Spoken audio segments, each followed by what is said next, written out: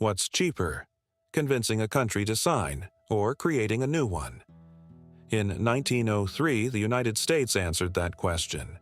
3 days to create a country, 15 days to sign the treaty. And the man who signed it wasn't Panamanian. The actual delegation arrived 2 hours late.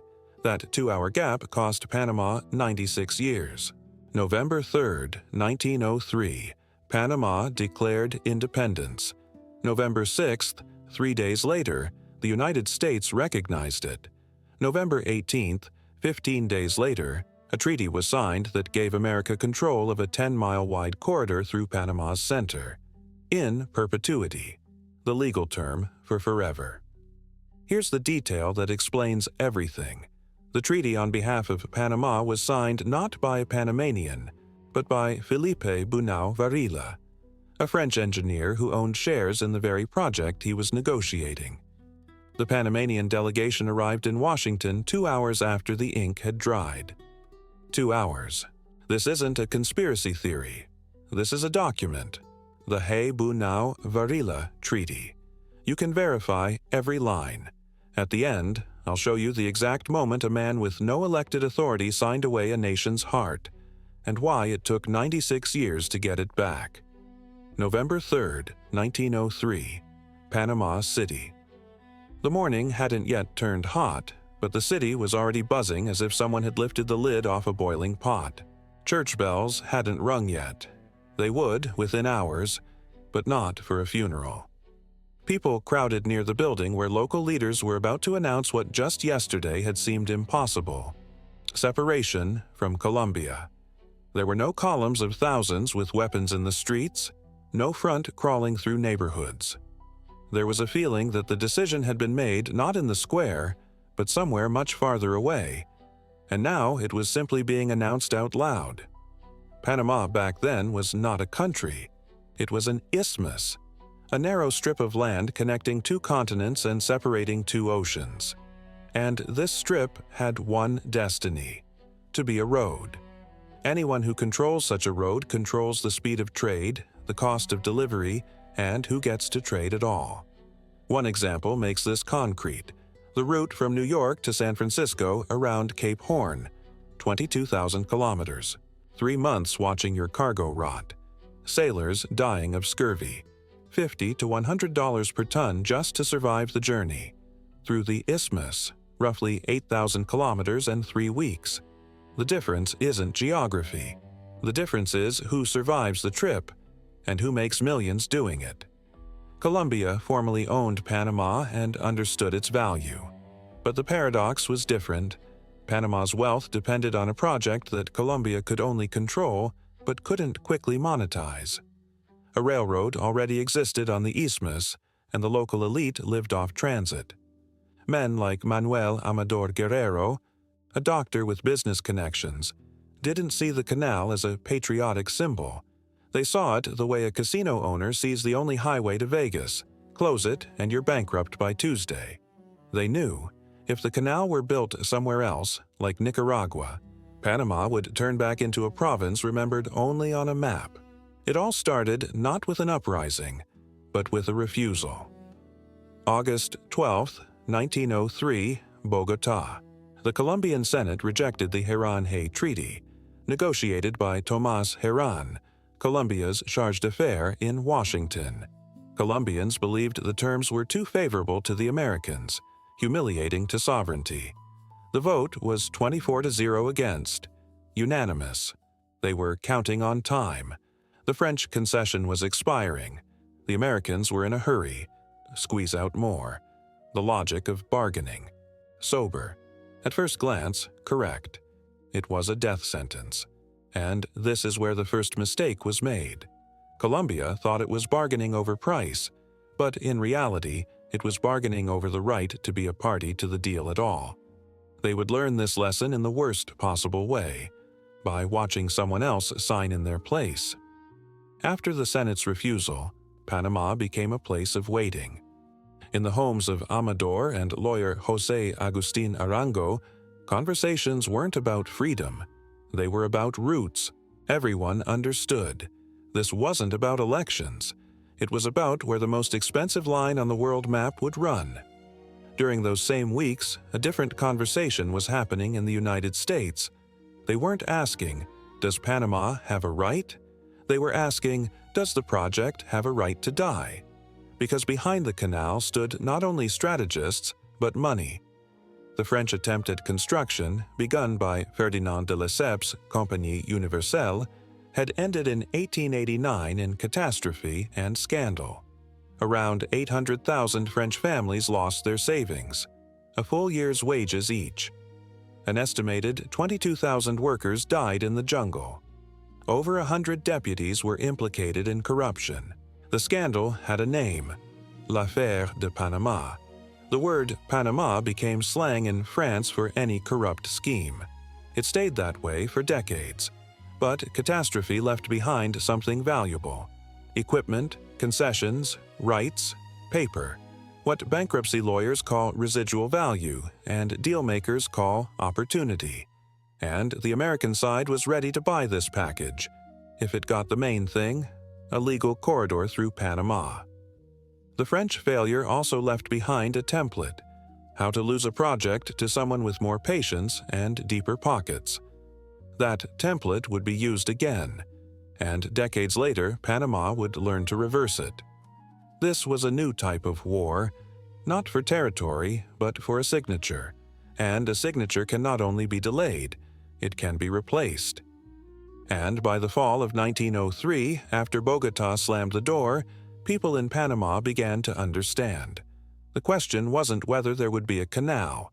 The question was who would remain on the map when the canal became reality. Those who would later be called founding fathers were in those days risk managers. They knew, without external protection, Colombia would crush them within a day. The main question wasn't how to declare independence, but who won't let it be strangled in the first 24 hours. And here, Panama first felt that its fate was being decided on the water. Not in Parliament, not in court, on the waves. The U.S. had a fleet. Colombia had limited ability to quickly move forces. And Panama had only one thing: a position on the map that turned any nearby ship into an argument. In early November, American ships were spotted off Panama's coast. What this meant would become clear in a few days. When on November 3rd, Panama declared independence, everything happened almost too smoothly. Colombian representatives found themselves paralyzed by the speed of events, and key points were under control of those who understood the logic of transit. The street saw revolution, but the system saw asset transfer. Colombia had lost before Panama even became independent. It lost the moment it decided it was bargaining with the U.S. as a partner. But the U.S. looked at Colombia as an obstacle. When you find out who got the right to speak, the question revolution or deal will stop being philosophy. It will become bookkeeping, and the numbers will make you uneasy. Here's a question Wall Street answered faster than Washington. What's cheaper, convincing a country or creating a new one? After Colombia's refusal, the Americans had two options: persuade or replace the counterparty. September 1903.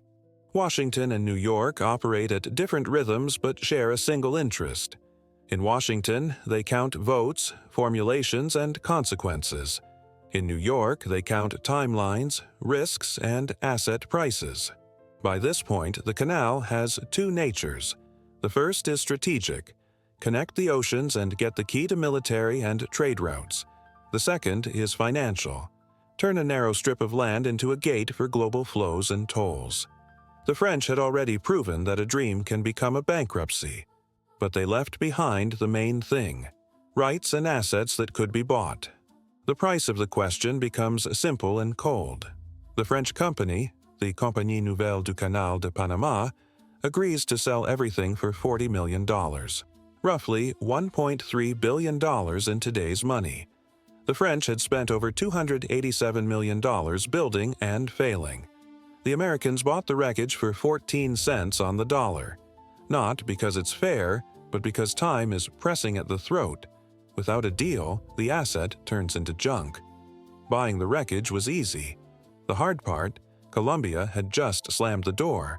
Before the Senate's refusal, everything was proceeding according to familiar diplomatic logic: treaty, ratification, signatures. After the refusal, the logic changes. In such stories, there's a moment when negotiations end, not because the parties had a falling out, but because one side decided, going forward, it's cheaper not to convince, but to replace. Colombia, having rejected the treaty, was counting on a simple move. Let the U.S. come back with better terms. Let them raise the price. Let them acknowledge that this is Colombian land. But Colombia didn't account for the fact that for the U.S., it wasn't only the canal at stake. Time was at stake because Congress was already debating: build in Panama or choose Nicaragua. If Panama became legally blocked again, the window could close. And when a window closes, an asset becomes a problem. October 9th, 1903. The White House. Felipe Bunau-Varilla meets President Theodore Roosevelt and Secretary of State John Hay.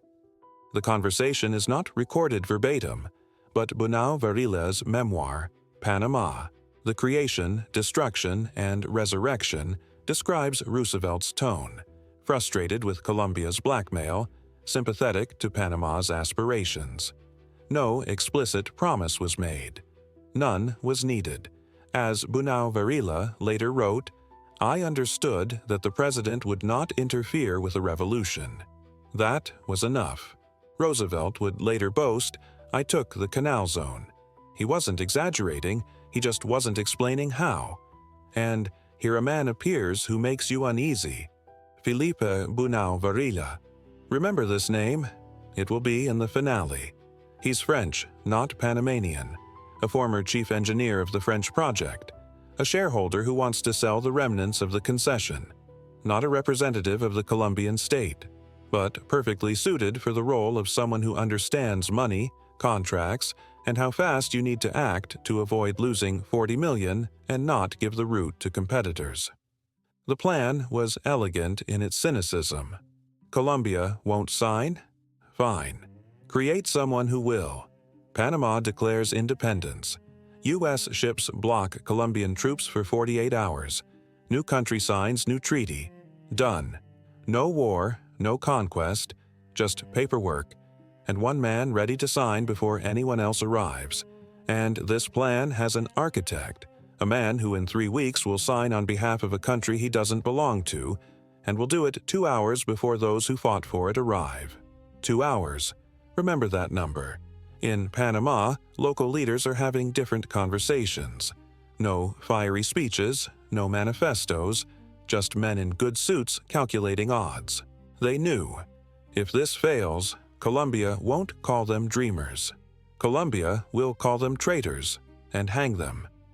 And in these conversations, everything comes down to one question: will there be a force nearby that won't let Colombia restore control? Diplomacy turns into a signal. Colombians see growing activity, try to act, send people, issue orders. But speed is no longer on their side. When a state acts by protocol, and against it someone acts by script, protocol always comes late. The most dangerous thing about this story is that outwardly everything looks legal. Papers are being prepared, formulations are being chosen, the terms of the future treaty are being discussed as if the state of Panama already exists, as if this isn't an operation, but a bureaucratic process. By late October, people on the Isthmus already sense that things are heading toward a resolution. People speak more quietly than usual. Decisions are made faster.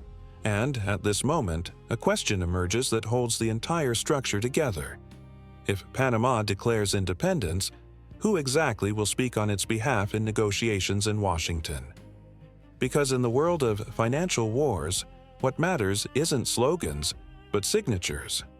Not the crowd, but the one who puts a name under the terms. The question isn't how the separation happened. The question is who used that separation as a key, and what exactly he will sign. In 3 weeks, a man who isn't Panamanian will answer that question.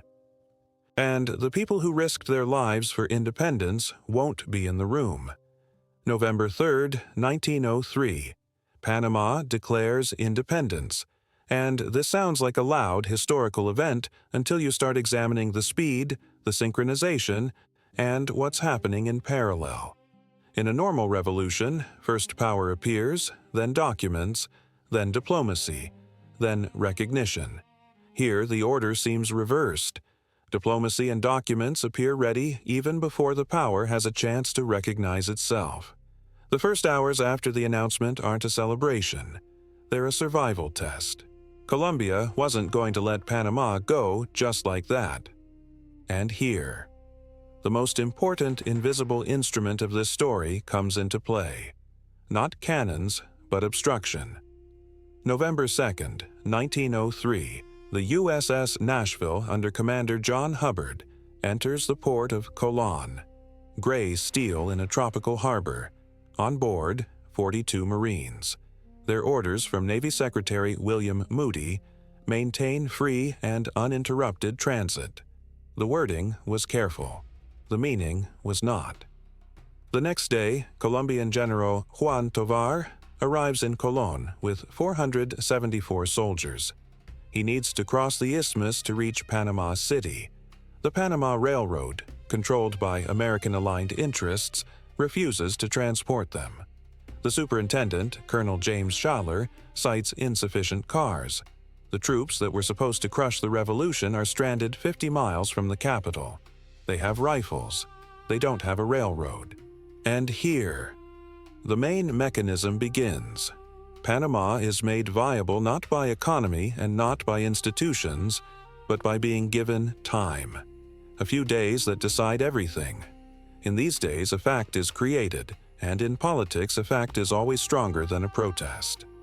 November 6, 1903, the United States officially recognizes Panama's independence.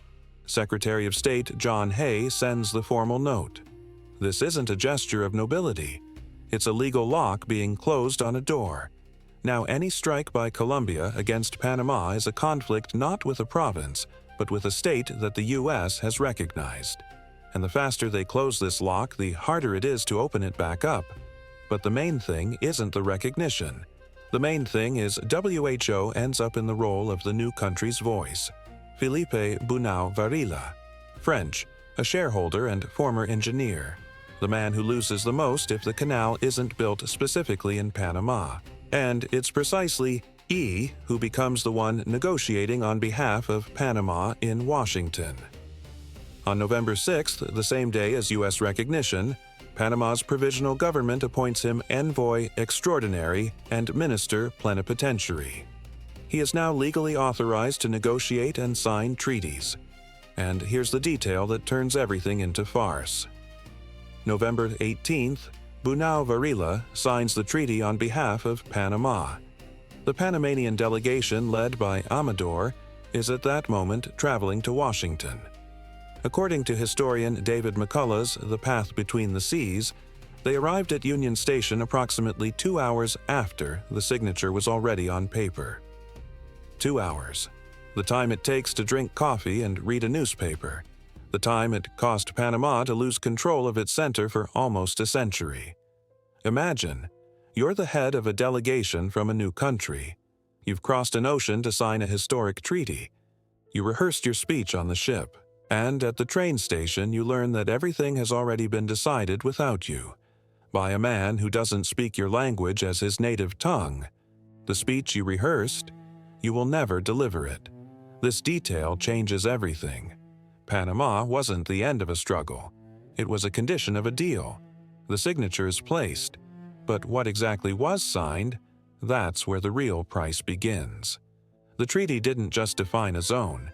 It defined a relationship, one that would take 96 years to break.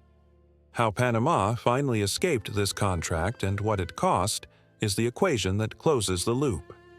The irony is cruel. Panama becomes independent to free itself from external control, and in its first weeks signs a document that locks in external control over its heart. The rhythm isn't revolutionary.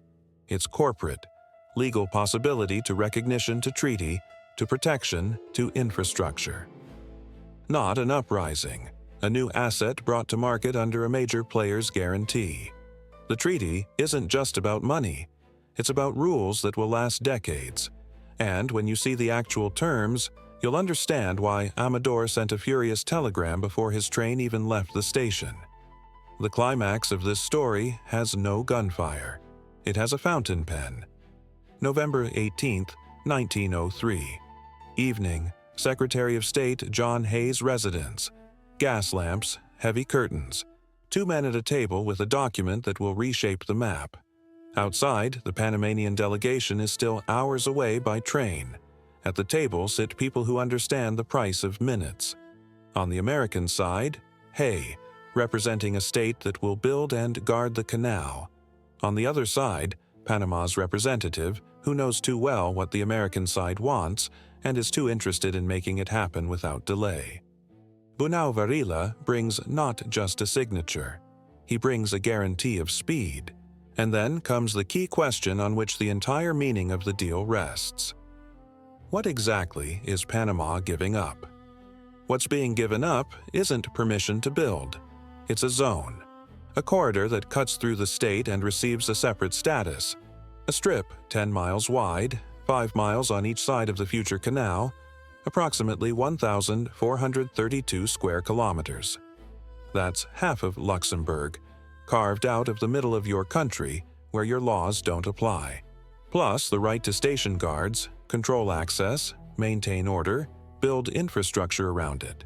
In other words, a new country in its first weeks of existence agrees that inside it there will be territory where another state's rules apply. The lease wasn't for 99 years. It wasn't for a century. It was in perpetuity, legal language for forever, or at least until someone had the power to renegotiate. When someone is silent in such scenes, it means they understand. Objecting is possible, but the price of objection is losing your only support. Panama needs the U.S. as a shield. The U.S. needs Panama as a signature. And in this exchange, the shield always turns out to be more expensive than the signature. Here's a detail that rarely makes the textbooks. Amador had brought a draft treaty from Panama, one that was harsher on American rights. Bunau-Varilla replaced it with his own version, more generous to Washington without consulting anyone. The Panamanians never saw the final terms until after the signature. Panama receives $10 million as a one-time payment and an annual payment of $250,000 starting 9 years after ratification. Do the math, about $7,000 per square kilometer. For comparison, Manhattan today sells for $2 million per square meter. Panama sold the most strategic real estate on Earth for the price of farmland. Hay signs for the United States. Bunau-Varilla signs for Panama. The pen scratches paper. A few seconds, and Panama's heart stops belonging to Panama for the next 96 years. The Panamanian delegation arrives at Union Station roughly 2 hours later. When Amador reads the terms, he sends a furious telegram back to Panama. The treaty was worse than anything they had imagined. But fury doesn't cancel signatures. The ink was already international law. And here's that crisp logic of capitulation that makes financial wars merciless. Capitulation here doesn't sound like we surrender. It sounds like we agree. In cabinets, that's how it happens. Empires don't fall from bullets, they fall from formulations. The signature dries, and the world reacts, each in its own way. In Bogota, humiliation. You said no, and they erased you from history. Everywhere else, victory. And all of them were right. That's the horror of it. This scene isn't an ending, it's a launch. A treaty doesn't end when it's signed. It starts working as a system. And this system would run for 96 years before Panama found a way to shut it down.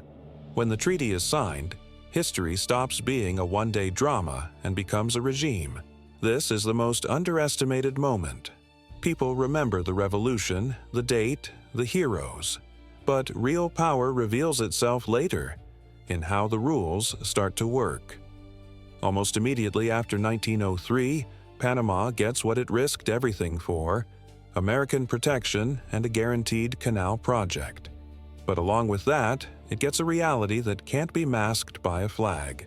Inside its borders appears a territory where its decisions aren't final. The Canal Zone turns into a state within a state. Its own police, its own courts, its own schools where American children learned an American curriculum and never learned Spanish, its own priorities, and, most importantly, its own reason for existence. Not to build Panama, but to build a canal. How did this work in practice? A Panamanian couldn't enter the zone without permission. If he committed a crime there, American court, American law, American flag flying overhead. It wasn't a lease. It was an embassy the size of a city, running through the middle of your country. The U.S. spent $375 million building the canal, roughly $12 billion today. The French had spent $287 million and got a graveyard. The Americans got a working canal. On August 15, 1914, the SS Ancon became the first ship to officially transit. The engineering was a triumph. The economics were a trap. By the 1920s, about 5,000 ships a year were passing through. By the 1970s, over 15,000. Tolls were bringing in hundreds of millions of dollars annually. And here's where the math gets ugly: Panama's share. In 1936, the annual payment was renegotiated to $430,000. In 1955, to $1.9 million. By 1970, the canal was generating over $100 million in annual tolls. Panama's cut, $1.9 million, less than 2% of what flowed through its own territory. For context, the U.S. military payroll in the Canal Zone alone was larger than Panama's entire national budget. The canal was a gold mine. Panama was standing at the entrance holding a tin cup. And here's the real price. The price of independence wasn't measured in $10 million and not in annual rent. The price was measured by the fact that the country's key economic engine, the main node of its future, was legally and practically subordinated to an external power. Panama became not just a new country. It became a shell around infrastructure controlled by another center. On the map, you're independent. In the anthem, you're independent. But the right to regulate your own heart? Locked in a treaty. And a treaty is stronger than a rally. The irony works like a mirror. Colombia tried to protect sovereignty through bargaining and lost territory. Panama gained independence and an internal border it didn't control. Those who built the deal got the main thing. Not territory for a flag, but territory for a lever. A lever that works every day. But templates can be reversed. 74 years later, someone figured out how. In 1977, General Omar Torrijos did what Colombia's Senate couldn't. He renegotiated from leverage. By then, the canal had become a political liability. Anti-colonial pressure, Latin American solidarity, Vietnam-era distrust. Torrijos had cards Bogotá never had. On September 7, 1977, Torrijos and President Jimmy Carter signed the Torrijos-Carter Treaties. The terms, gradual transfer of control, culminating on December 31, 1999, when the Canal Zone would become fully Panamanian. It took 96 years to undo one signature. The lesson without romance. Empires of the new type don't conquer countries. They create conditions where countries appear in the needed form and sign the needed rules. This logic didn't die. It changed instruments. Ports instead of canals. Cables instead of railroads. Payment networks instead of shipping lanes. And the playbook remains exactly the same. Panama is most often told as a story about a bold separation and a canal that connected oceans. That's a convenient version. It has heroes, a date, a triumph. But it hides the main thing. In 1903, what was being decided wasn't the fate of a people. It was the fate of a route. And when Colombia refused to sign the terms, they didn't spend long persuading. They bypass the problem by creating a new party to sign. The key to this story isn't in slogans or cannons.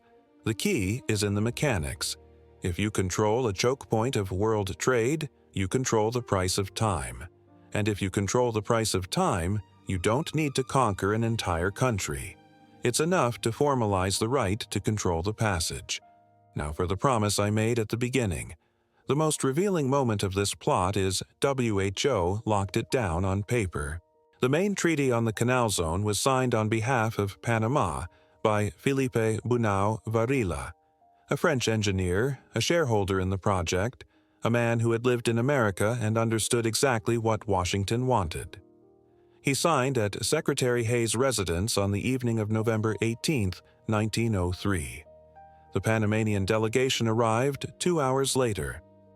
This is the point where revolution turns into a legal instrument, because at that moment, what mattered wasn't the flag. What mattered was the signature. And the verdict of this story sounds harsh. Colombia didn't just lose territory, it lost the right to be a counterparty. Panama got independence, but its heart, the key strip of land, became a regime it didn't control for 96 years. The U.S. didn't conquer a country. It got a corridor that was worth more than a country. Today, the world again lives in an era of choke points. The Ever Given blocked the Suez Canal for 6 days in March 2021. Estimated cost, $9.6 billion per day in delayed trade. The port of Rotterdam handles 14 million containers a year, a significant fraction of everything Europe imports. Disconnection from SWIFT reshaped Russia's economy within weeks of February 2022. Straits, ports, pipelines, rare earth supply chains, payment networks. And the main question is always the same. Who can, at the needed moment, decide who will be a party to the deal? Because if someone knows how to change the party to a deal, they know how to change the map without a war. And here's the question that stays with you. Is this independence or formalized dependence? The answer depends on who's holding the pen. If you want to understand how financial levers work and how hegemons rise and fall, without legends and decorations, subscribe. The next story will be about how a single financial lever can stop a state faster than any army.